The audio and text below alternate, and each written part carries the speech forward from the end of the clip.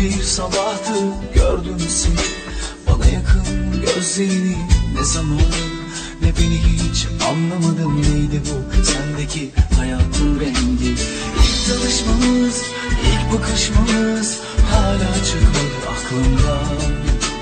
Şimdi ne oldu, öylece bitti ama bendeki aşkım bitmedi. Susuyorum, çok yalnız kaldım işte, duruyorum.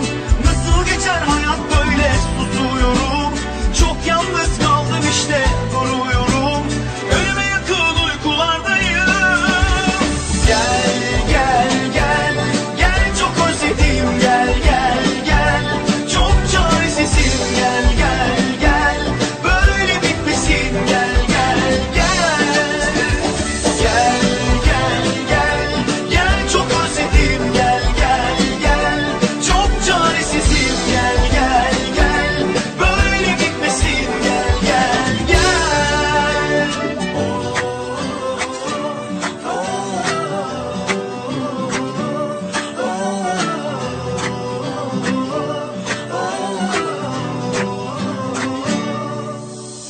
Tam 3 aydır çok uzaksın sen, bana yalvarmıştın. Dualar ettim Tanrı'ya, küçük eliyle ellerim kavuşsun diye. Son bir şans ver bu aşkın hatırına. İlk tanışmamız, ilk bakışmamız hala çıkmadı aklımdan. Şimdi ne oldu, böylece bitti ama bendeki aşkın bitmedi.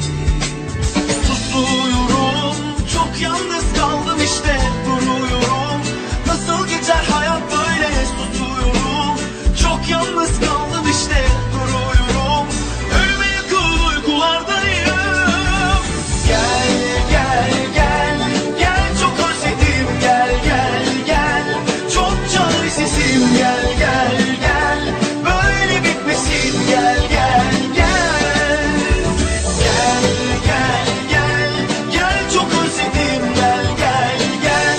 Çok çaresizim, gel gel gel. Böyle bitmesin, gel gel gel. Gel çok özledim, çok çaresizim. Böyle bitmesin.